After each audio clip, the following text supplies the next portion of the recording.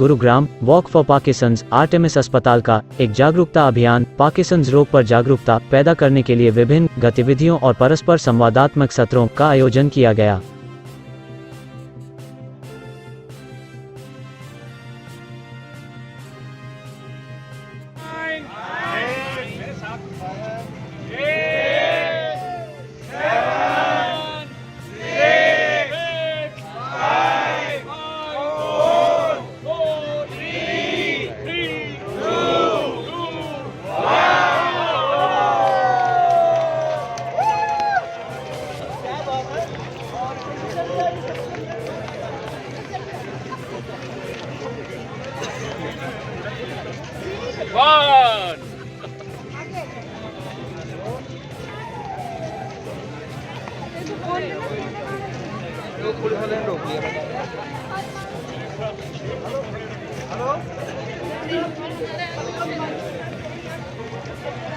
Hello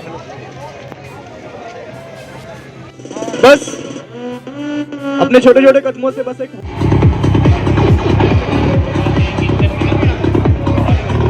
और जो भी साथी हैं, अभी मैं सबसे वन टू वन बात करने वाला हूँ कि कैसा फील हो रहा है ये नोबेल कॉज को करके, इस बहुत ही प्यारी सी वॉक को कंप्लीट करके।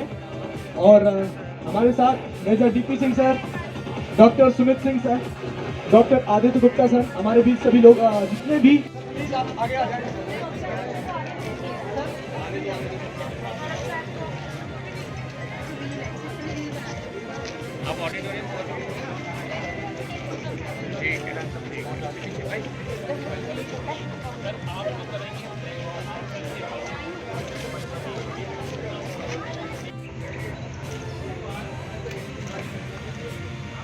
सर सेंटर में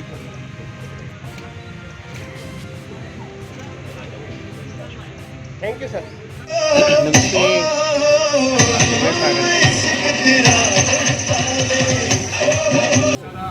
स्ट्रॉन्ग रखना कितना ज़रूरी होता है लाइफ में आगे जाने के लिए और चीज़ों को फेस करने के लिए। सारा गेम ही माइंड का है। देखिए, आपको अगर ये बता दिया जाए कि आपका सबसे बड़ा दुश्मन और आपका सबसे बड़ा दोस्त कौन है, तो आप उसको मैनेज करना पसंद करेंगे। तो सबसे बड़ा दुश्मन आपका आप खुद ही हो, क्योंकि अगर कोई चीज़ नहीं करने के लिए कोई बोल रहा है कि आपसे नहीं हो सकती, वो मान रहे हो आप तब तक जब तक आपसे नहीं होगी कभी।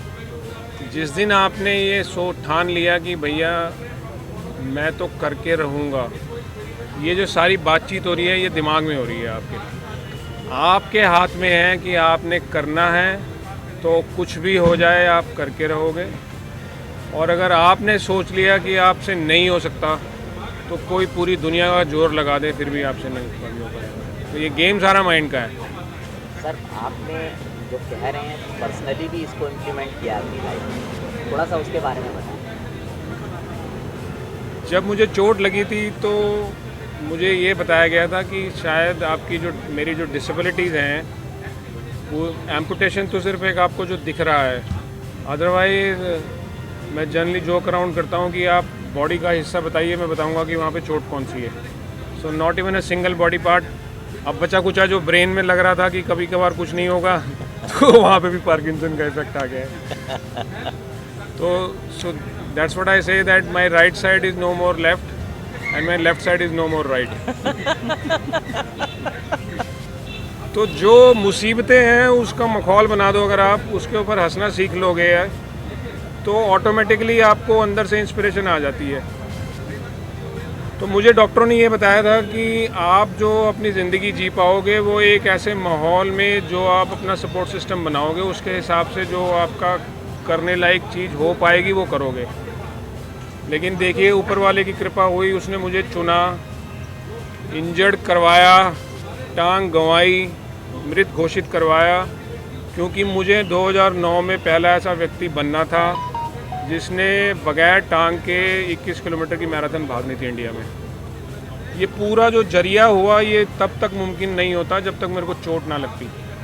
तो ये नज़रिया है आपका देखने का आज अगर मुझसे आप पूछे कि मेरी ज़िंदगी में सबसे बढ़िया चीज़ क्या हुई है, तो मैं बड़े गर्व से बोलता हूँ कि भाई पड़ोसियों ने वो जो बॉम्ब फेंका था वो सबसे बढ़िया चीज़ हुई थी। क्योंकि अगर वो ना फेंकता, ना मुझे चोट लगती, ना मेरी टांग कटती, ना मुझे घायल होना पड़ता, ना मैं बाहर आता। लेकिन जब टांग कटी तो लंबी दौड़ क्या, हाफ मैराथन, फुल मैराथन तक लगा दी। तो किसने लगाई? मैंने तो लगाई, लेकिन माना किसने? मैंने माना कि मैं कर सकता हूँ। और मेरे को मना कौन कर रहा था? सारी दुनिया कर रही थी। तो उनकी नहीं चली किसकी? जिसने माना। तो सारा गेम ही दिमाग का है। जब आप मान लो कि मैंने ठान लिया है कि कुछ करना हूँ, तो फिर आप जो रोकता है आपको, उसको धन्यवाद देते हो कि थैंक यू सो मच, आप मेरे को याद दिलवा रहे हो कि मैंने ये करना है।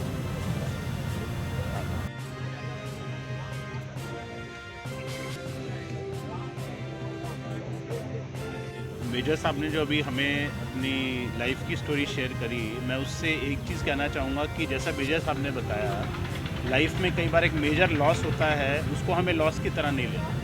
तो इन्होंने अपनी लाइफ की स्टोरी में भी यही बताया। और कई बार हम देखते हैं पार्किंसन डिजीज़ के जो पेशेंट हैं, उनको जब हम डायग्नोसिस बताते हैं पार्किंसन डिजीज़ की, उनको लगता है लाइफ ख़त्म हो गई है, अब हम अपनी लाइफ नहीं जी पाएंगे, नॉर्मल नहीं रह पाएंगे। तो देखिए, इसको लॉस नहीं मानना है, इसका प्रॉपर डायग्नोसिस होना चाहिए। इसकी बहुत अच्छी मेडिकल ट्रीटमेंट आज की डेट में अवेलेबल है, जिससे practically normal quality of life हो सकती है। आपके सामने लिविंग एग्जांपल हैं, पार्किंसन डिजीज़ के साथ नॉर्मल लाइफ, रनिंग, मैराथन सब कर रहे हैं। तो इससे आगे भी ट्रीटमेंट्स अवेलेबल हैं। पार्किंसन डिजीज़ की एडवांस स्टेज में जब दवाइयों का इफ़ेक्ट बहुत ही कम हो जाता है, तो डीप ब्रेन स्टिमुलेशन भी एक टेक्निक हमारे पास अवेलेबल है, जो कि ऐसे पेशेंट्स के लिए बहुत फ़ायदेमंद है। और एक्चुअली हम इस पर्टिकुलर चीज़ के लिए बहुत अपने आप को प्राउड फील करते हैं कि मैं और डॉक्टर सुमित पिछले 20 साल से इस एरिया में काम कर रहे हैं, और हमने मिलके 450 ऐसी सर्जरीज़ पिछले 20 साल में करी हैं, और ये नॉर्थ इंडिया में लार्जेस्ट एक्सपीरियंस है। मैं सिर्फ ये कहना चाहूँगा कि पार्किंसन का एक रोग जिसके लिए हम लोगों ने आज का ये पूरा इवेंट आयोजित किया है, वो एक ऐसा रोग है जिसमें मरीज़ के चलने की शक्ति स्लो हो जाती है, काम करने की स्पीड स्लो हो जाती है, कुछ सोचने समझने की शक्ति भी स्लो हो जाती है, शरीर में अकड़ाहट आ जाती है, हाथ कांपने लगते हैं। अक्सर तो लोग ये समझते हैं कि ये बुढ़ापे की निशानी है, लेकिन बुढ़ापा ऐसा तो नहीं हो सकता ना एक ही हाथ में आएगा। पार्किंसन ऐसा है कि वो आता एक ही साइड पे है, या तो राइट साइड में आता है या लेफ़्ट साइड में आता है। मुद्दे की बात यह है कि बीमारी से लड़ने के दो तरीके हैं, एक तो रो के बैठ जाओ और एक उससे लड़ने के लिए तैयार हो जाओ। तो यदि रो के बैठोगे तो भी आपको लड़ना है, और हंस के लड़ोगे तो भी आपको लड़ना है। तो यदि आप हंस के लड़ोगे, एनर्जेटिकली लड़ोगे, तो आप बेटर लड़ पाओगे। इम्पॉर्टेंट बात यह है कि दवाइयाँ हम तभी स्टार्ट करते हैं जब मरीज़ कहे कि अब मुझे दवाइयों की आवश्यकता है। कई पेशेंट्स ऐसे होते हैं, जैसे मेजर साहब ने बताया, कि उनका माइंड इतना स्ट्रांग होता है कि वो कहते हैं कि नहीं, मुझे दवाई नहीं लेनी, मैं जब तक नहीं लूँगा जब तक मुझे बिल्कुल ज़रूरत नहीं पड़ेगी। तो ऐसा भी संभव है कि आप अपनी दवाइयों को, यदि आप फिज़िकल एक्टिविटी रेगुलरली करते रहें, तो डिले किया जा सके। और ये बहुत ज़रूरी है कि आपको जब भी सिम्टम्स हो तो आप एक बार न्यूरोलॉजिस्ट से ज़रूर मिल लें, ताकि आपको ये पता चले कि एक्चुअली पार्किंसन है या उससे मिलती जुलती कई बीमारियाँ होती हैं जो लगती हैं बाहर से जैसे पार्किंसन जैसी हैं, बट वास्तविकता में कुछ और होती है। हमारे चीफ गेस्ट का शुक्रिया अदा करना चाहूँगी कि उन्होंने अपनी लाइफ स्टोरी से सबको इतना इम्पोर्टेंट लेसन दिया है, and sir it is going to stay with us for ever. एंड मुझे लगता है कि अब हम अपनी छोटी छोटी तकलीफ़ों को नज़रअंदाज करके लाइफ में यही सोचेंगे कि हर दिन नया दिन है और हम कुछ भी कर सकते हैं लाइफ में। This is the inspiration we got from. Thank you so much, and I want to thank our doctors who are taking care of the Parkinson patients. Thank you so very much.